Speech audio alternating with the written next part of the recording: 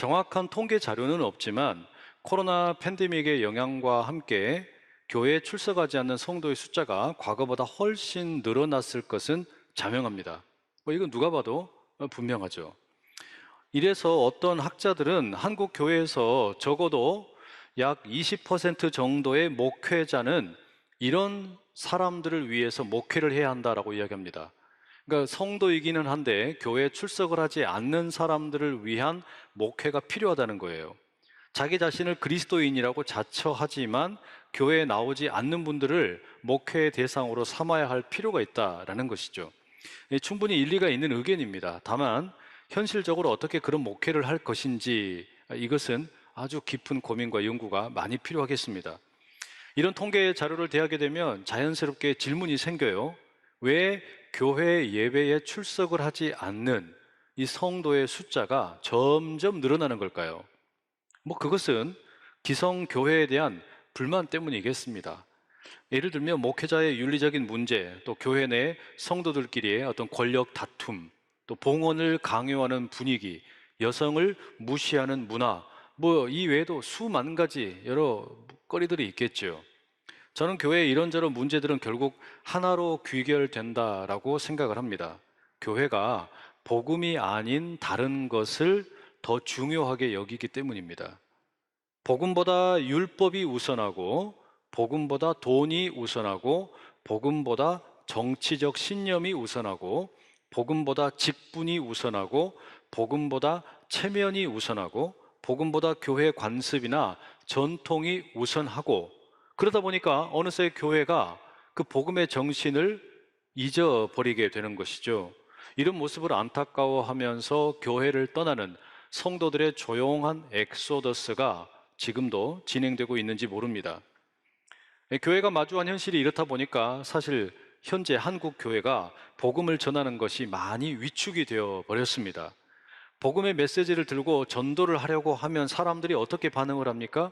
어느 영화의 대사처럼 너나 잘하세요 이런단 말이에요.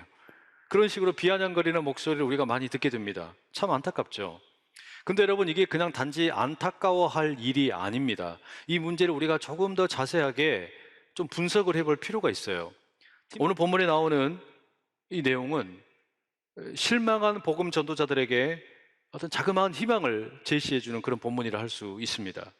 본문 앞에 나오는 사도행전 2장 41절에 의하면 오순절에 베드로가 설교를 했더니 3,000명이 회개를 합니다. 예수님을 믿게 된 거예요. 그리고 4장 4절에 의하면 성전 앞에서 베드로가 병자를 고쳐주고 설교를 했더니 이번에는 무려 5,000명이 개종을 합니다. 예수 그리스도를 믿게 되는 역사가 일어난 거예요. 엄청난 부흥의 역사가 일어난 거죠. 저도 이런 설교자가 되면 참 좋겠습니다. 한 번만 설교해도 막 3,000명씩 믿고 5,000명이 회개하고, 이 생각만 해도 막 그냥 기가 막히지 않습니까? 여러분, 기도 좀 많이 해주십시오. 본문을 다시 한번 보세요, 여러분. 복음의 역사가 이렇게 멋지게 펼쳐지고 수많은 개종자들이 생겨나고 예수를 믿는 사람들이 막 이렇게 늘어나게 되니까 제사장들, 또 성전의 관리들, 사두개인들, 장로들, 또 서기관들이 함께 모입니다. 이들이 아주 재빠르게 행동을 하는데 베드로와 요한을 체포합니다. 그리고 감옥에 가둬버려요. 더 이상 예수를 믿는 사람들이 늘어나지 못하도록 입을 틀어 막는 거죠. 그런 개종자들을 늘어나는 것을 막기 위한 겁니다. 그런데 여러분, 여기서 우리가 하나 주목할 게 있어요. 그게 뭐냐면 당시에 지금 이 모여있는 사람들의 면면입니다. 베드로와 요한을 감옥에 가두기 위해서 모인 사람들, 이들의 면면을 보면 아주 다양합니다. 다시 말하면 유대교 안에 하나의 분파만 있었던 게 아니라 아주 여러 가지 분파들이 있었어요. 오늘날 이 개신교에 장로교, 감리교, 성결교, 오순절 이와 같은 여러 교단이 있는 것처럼 유대교 안에도 나름의 생각이 다른 여러 분파들이 있었습니다. 1절에 나오는 사두개인은 어떤 사람들입니까? 제사장 그룹의 이익을 대변하는 집단이었습니다. 구약 성경의 율법을 문자 그대로 고수했고 이 부활을 믿지 않는 사람들이었습니다. 본문에 없지만 바리새인 역시 가장 강력한 분파 중에 하나였습니다. 이들은 사두개인들과 달리 부활을 믿었어요. 또한 율법을 완벽하게 지키는 것이 대단히 중요하다. 율법을 완벽하게 지키는 사람만이 하나님의 백성이라고 주장을 했습니다. 그래서 자기들을 구별된 사람, 거룩한 사람이라고 부르고, 그 구별되지 못한 이방인이나 또는 거룩하지 못한 것에 대해서는 비난을 퍼부었습니다. 그 외에 관리들, 장로들, 서기관들이 나오는데 이들 역시 어떤 입장이 다 서로 달랐어요. 유대교의 신앙에 대한 입장도 달랐고, 뿐만 아니라 정치적인 입장도 달랐어요. 어떤 사람들은 로마에 대해서 아주 친근한 이미지를 가지고 있었고, 또 어떤 사람은 로마에 대해서 아주 적대적인 생각을 가지고 있었습니다. 그러니까 평소에는 서로가 의견이 달라서 지지고 볶고 싸우는 그들이었는데, 지금 이들이 왜 모였습니까? 왜 이와 같은 사두개인들, 바리새인들, 종교 지도자들이, 또 관리들이 함께 모였냐는 말이에요. 베드로와 요한이 전파하는 예수 그리스도의 복음 때문입니다. 예수 그리스도의 복음을 믿고 회개하고 돌이키는 사람들이 점점 늘어나게 되면 자신들의 권력과 기득권이 침해를 당할까 봐 별로 사이가 좋지 않은 사람들끼리 함께 모인 거예요. 여러분, 이게 뭡니까? 나의 적의 적은 친구가 될 수 있는 거잖아요. 마치 그런 식의 어떤 정치적인 야합이 일어났다라고 해도 상관없겠습니다. 베드로와 요한을 감옥에 가두었습니다. 그리고 다음 날 함께 모여서 이들을 합동 신문합니다. 7절에 이렇게 되어 있죠. 사도들을 가운데 세우고 묻되 너희가 무슨 권세와 누구의 이름으로 이 일을 행하였느냐? 베드로와 요한에게 범행에 대해서 묻습니다. 여러분, 베드로와 요한이 어떤 범죄를 했죠? 어떤 죄를 지었습니까? 이들이 하는 것이라곤 태어날 때부터 걷지 못하는 사람에게 은과 금은 내게 없거니와 내게 있는 것으로 너에게 주노니 나사렛 예수의 이름으로 일어나 걸으라 선포하고 치유한 것밖에 없어요. 그런데 종교 지도자들, 관리들의 질문이 뭡니까? 도대체 무슨 권세로 누구의 이름으로 이런 일을 하고 있느냐 따지는 겁니다. 말하자면 의사 면허도 없이 왜 병든 사람을 고쳐주느냐 따져 묻는 거예요. 여러분, 이 질문을 우리가 자세히 봐야 됩니다. 이 사람들은 베드로와 요한이 착한 일을 하는 것에 대해서 문제 삼는 게 아니에요. 무슨 권세로 누구의 이름으로 이런 일을 하느냐라고 꾸중을 하고 있습니다. 어떤 의미에서는 이게 오늘 한국 교회가 직면하고 있는 이 복음 전도의 어려움과 비슷한 면이 있어요. 사실 여러분, 우리가 한국 사회 가운데서 교회가 천독꾸러기가 된 것 같지만 가만히 면면에서 활동하는 내용을 보면 좋은 일을 되게 많이 합니다. 우리 교회만 해도 장애인을 섬기기도 하고, 비행 청소년들이 사회에 복귀할 수 있도록 돕기도 하고, 외국인 이주민들의 애환을 들어주기도 하고, 또 독거노인을 돕는 일도 하고, 또 어려운 분들의 주거 환경을 개선하는 일도 하고, 여러 가지 좋은 일들을 많이 해요. 그런데 오늘날 우리가 이런 선한 일을 하면서, 복지 일을 하면서 자주 듣는 이야기가 있습니다. 그게 뭐냐? 선한 일은 해도 좋다. 그러나 복음은 전하지 마라. 좋은 일을 하는 것은 좋다. 그러나 예수 그리스도의 복음을 전하는 것은 하지 말아라. 우리에게 이렇게 이야기한단 말이에요. 좋은 일은 하는데 거기에다가 복음을 전하는 일은 더하지 말아라 한단 말이죠. 여러분, 우리가 이런 세상의 반응을 어떻게 받아들여야 될까요? 이걸 우리가 어떻게 이해하면 좋겠습니까? 예루살렘의 엘리트들, 그리고 최고 권력자들의 그 신문에 대해서 베드로가 답변을 합니다. 성령의 충만함 가운데 9절과 10절에 이렇게 말합니다. 만일 병자에게 행한 착한 일에 대하여 이 사람이 어떻게 구원을 받았느냐고 오늘 우리에게 질문한다면 너희와 모든 이스라엘 백성들은 알라. 너희가 십자가에 못 박고 하나님이 죽은 자 가운데서 살리신 나사렛 예수 그리스도의 이름으로 이 사람이 건강하게 되어 너희 앞에 섰느니라. 우리가 이 일을 어떻게 했냐고? 우리가 이 일을 왜 했냐고? 우리가 태어날 때부터 걷지 못하던 사람을 왜 고쳐주었냐고? 아니, 우리는 너희들이 십자가에 못 박았으나 하나님께서 죽은 자 가운데 살리신 예수의 이름으로 이 일을 했다. 베드로가 답변을 합니다. 그리고 우리가 너무나 잘 아는 유명한 답변이 이어지죠. 12절 말씀입니다. 함께 한번 읽어보실까요? 시작. 다른 이로서는 구원을 받을 수 없나니 천하 사람 중에 구원을 받을 만한 다른 이름을 우리에게 주신 일이 없음이라 하였더라. 너무 우리에게 유명한 말씀이죠. 베드로의 답변의 핵심이 뭐라고 돼 있어요? 구원의 이름은 다른 이름이 없다. 구원의 이름은 오직 하나밖에 없다. 구원의 이름은 오직 예수 그리스도뿐이다. 이렇게 얘기합니다. 여러분, 우리가 이런 주장을 가리켜서 뭐라고 말하죠? 이런 주장을 우리가 절대적인 진리라고 말합니다. 유일한 진리라고 말합니다. 베드로는 지금 절대적인 진리, 유일한 진리를 선포하고 있어요. 단 하나밖에 없는 진리, 그 복음을 선포하고 있는 겁니다. 그런데 베드로의 이 답변이 질문을 하는 사람들을 아주 불편하게 만듭니다. 왜 그렇습니까? 사두개인들은 앞서 말씀드린 것처럼 부활을 믿지 않아요. 그런데 예수 그리스도께서 부활하셨다고 이야기합니다. 그러니 불편하죠.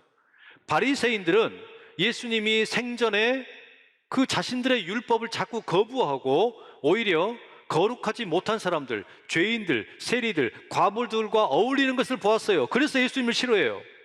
관리들은 로마로부터 돈을 받아서 그걸 가지고서 먹고 살았습니다. 그리고 가난한 백성들을 착취했습니다. 그런데 예수님은 그 종교 권력자들은 비난하고 관리들은 꾸중하면서 가난한 자가 복이 있다고 이야기를 하셨어요. 그러니 예수님을 싫어하죠. 결국에 여기 지금 함께 모여 있는 사람들, 이 권력자들과 모든 엘리트들은 예수 그리스도가 유일한 진리라는 베드로의 답변을 싫어하는 겁니다. 배척을 하는 거예요. 현대인들은 어떻습니까? 예수 그리스도가 유일한 진리요 절대적인 진리, 이렇게 말하는 우리의 외침을 기쁘게 받아들이겠습니까? 아니요. 당연히 싫어합니다. 애초에 절대적인 진리는 없다라고 말하고, 또 초월적인 어떤 도덕이나 체계와 같은 것, 신성한 가치, 질서, 이런 건 없다고 믿는단 말이에요. 그러니까 모든 진리는, 모든 사람들이 말하는 진리라고 하는 주장은 그저 주관적인 자신의 경험이고 또는 어떤 생각일 뿐이지 모든 사람들에게 보편적으로 적용되는 것은 없다. 그저 각 개인은 자신의 신념을 따라서 살아가면 될 뿐이다. 이렇게 이야기한단 말이에요. 자, 여러분, 여기서 우리가 질문이 생겨요. 정말 그럴까? 정말 그럴까? 우리가 절대적인 어떤 기준, 절대적인 어떤 가치, 어떤 그런 어떤 보편적인 윤리가 없이 살아도 될까요? 만약에 그와 같은 어떤 절대적인 도덕이 없고 절대적인 진리가 없고 이게 무엇이 옳고 그른 것이지를 판단할 수 없는, 판단할 수 있는 기준이 없다면 어떤 일이 벌어질까요? 포스트 코로나, 또 포스트 모더니즘, 이런 어떤 세상에서 과연 여러분 어떤 일이 벌어지겠습니까? 모두가 자기 기준과 자기 도덕과 자기 감정에 충실하게 따라 살아가고 움직인다면 정말 좋은 세상이 만들어질 거냐라는 말이에요. 그렇지가 않아요. 모든 사람이 각자 자기들이 원하는 대로 막 살아가게 되면 정말 행복할까요? 그런 것 같지가 않아요. 왜 옛날보다 개인의 자유가 더 많이 보장되고 있는데 세상은 훨씬 더 많이 분열이 되고 정치적인 양극화는 더 심해지고 있습니까? 왜 그렇습니까? 혼란스러움이 해결되지 않기 때문입니다. 구약 성경 사사기 맨 마지막 말씀인 21장 25절은 그런 모습을 우리에게 분명하게 이렇게 이야기합니다.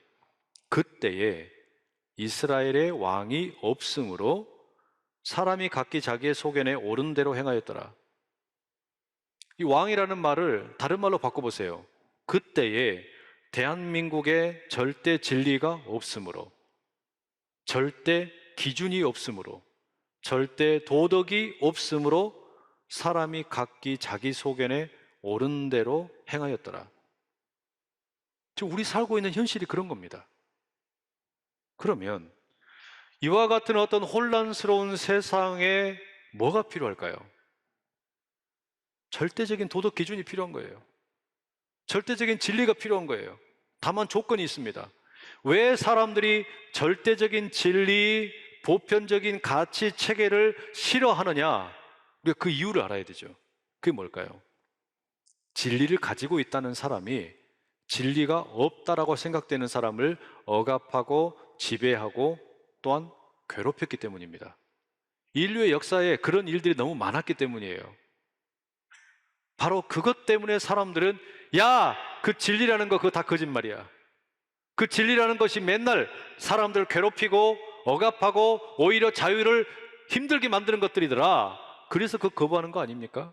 결국 여러분, 지금 이 혼란스러운 어떤 가치의 혼돈 가운데 우리에게 필요한 진리는 뭐냐면 옳고 그름을 판별할 수 있는 기준이면서 동시에 사람들을 억압하거나 지배하지 않는 절대 진리가 필요해요. 바로 그런 게 필요한 거예요. 바로 이게 예수 그리스도의 복음입니다. 그리고 예수 그리스도의 복음은 바로 그런 점에서 로마가 외치는 진리와 확연하게 다릅니다. 로마의 진리라는 게 뭡니까? 로마는 분명한 기준이 있었어요. 로마는 인류의 역사 가운데 우리는 최고의 문명이고 로마를 제외한 모든 세상의 사람들은 다 야만인이라고 불렀습니다. 저 야만인들에게는 그래서 로마가 들어가서 힘으로 정복을 하고 저들에게 뭐 도시를 세워주고 관계를 해줘야 되고 여러 가지 많은 것들을 정비해줘야 된다. 야만인들에게 좋은 것을 나눠주는 것이 로마의 사명이라고 생각을 했어요. 그 사람들이 어떻게 받아들이든지 상관없이 그게 로마의 진리 그리고 기준이었습니다. 그런데 베드로가 외치는 진리는 달라요. 베드로가 지금 이 종교 리더들과 엘리트들 앞에서 외치는 진리는 뭡니까? 한 남자의 이야기입니다. 그분은 신의 아들로 이 땅에 왔지만 자신의 권리를 포기한 분이었습니다. 사람들로부터 버림을 받았어요. 외면을 당했습니다. 심지어 거짓 재판의 결과로 십자가에 매달리게 되었습니다. 우리 모두를 위해 십자가에 달리셨고 희생을 감수했습니다. 그리고 하나님께서 그를 죽은 자 가운데서 살리셨다. 이게 지금 베드로가 외치는 진리예요.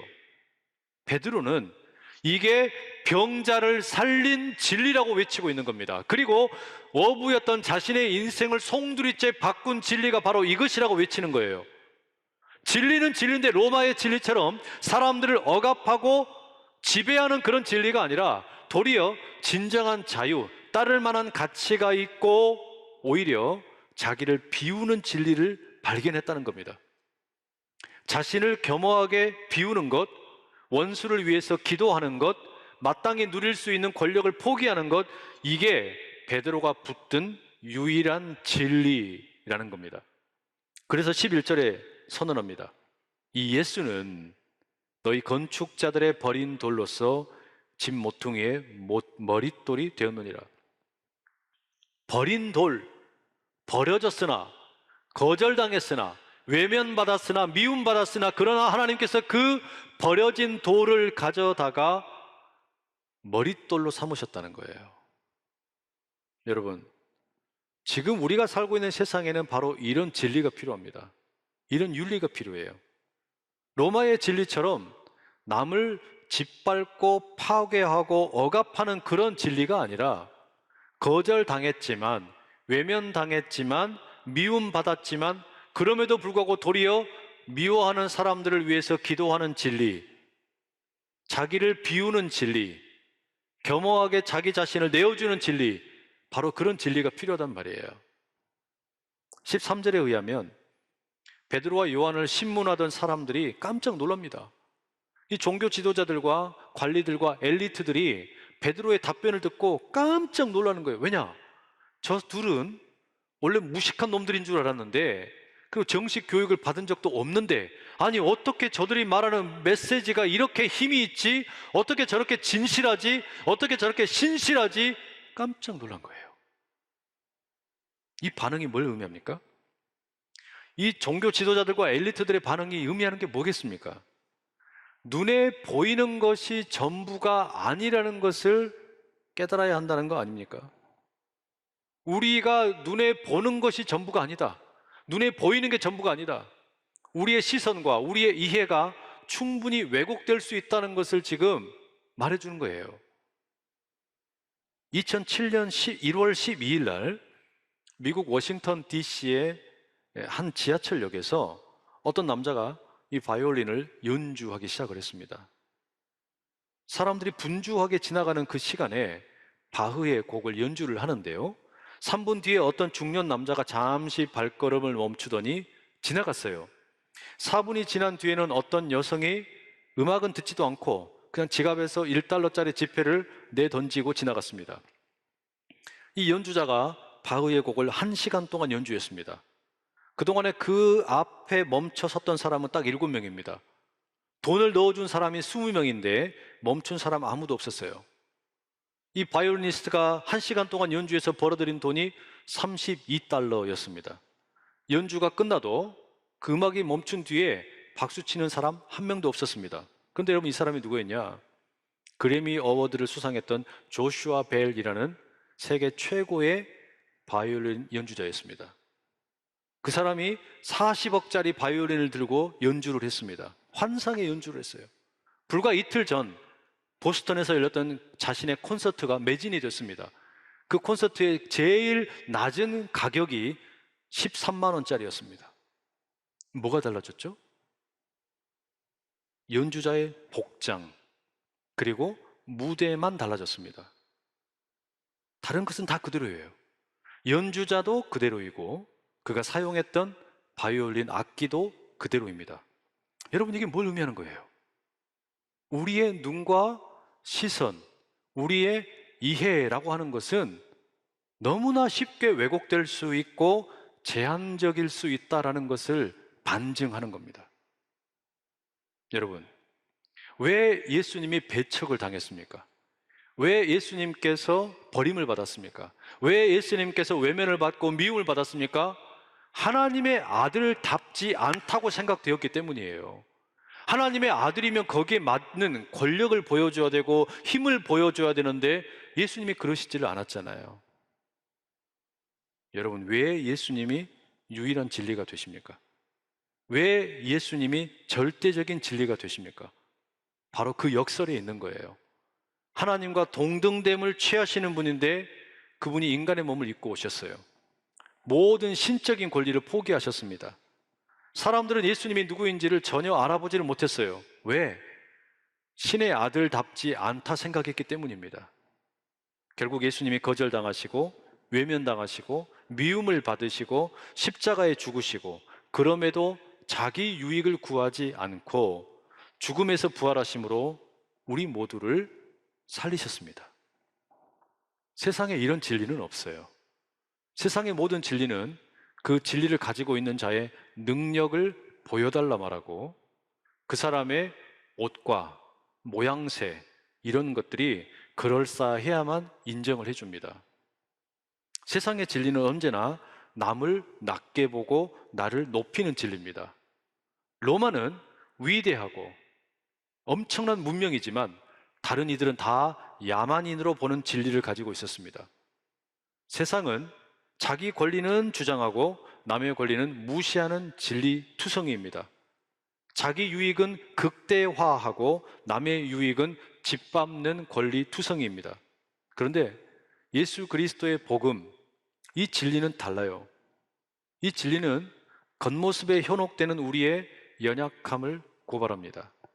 이 진리는 남을 지배하고 억압하는 것은 모두가 다 가짜 진리라고 고발합니다. 이 진리는 자기를 비우는 진리입니다. 이 진리는 거절당하고 미움을 받는 진리입니다. 그럼에도 남을 살리는 진리예요. 그럼에도 원수들을 위해서 기도하는 진리입니다. 세상 어디에서도 찾아볼 수 없는 유일한 진리입니다. 그래서 베드로가 외치는 거예요. 다른 이로서는 구원을 받을 수 없나니 천하 사람 중에 구원을 받을 만한 다른 이름을 우리에게 주신 일이 없다. 자기 잘난 맛에 사는 이 세상에서 디지털 혁명과 함께 자기밖에 모르는 그런 이기적인 세상 가운데 정치적인 양극화로 인해서 분열이 점점 가중되는 이 세상에 온갖 가치관이 충돌하는 다원주의 사회에서 여러분, 우리가 어떻게 복음을 전해야 되겠습니까? 유일한 길이 되시고 진리가 되시고 생명이 되시지만, 하나님과 동등되시지만 그걸 다 포기하고 교만함과 우월함이 아니라 도리어 겸손함으로, 겸허함으로, 자기를 비우심으로 진리를 보여주신 그 예수님을 뒤따를 수 있기를 간절히 축복합니다.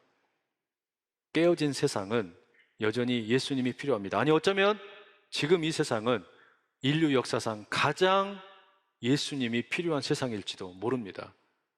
그 예수님의 복음을 증거하는 모든 입술들이 복이 되시기를 간절히 축복합니다.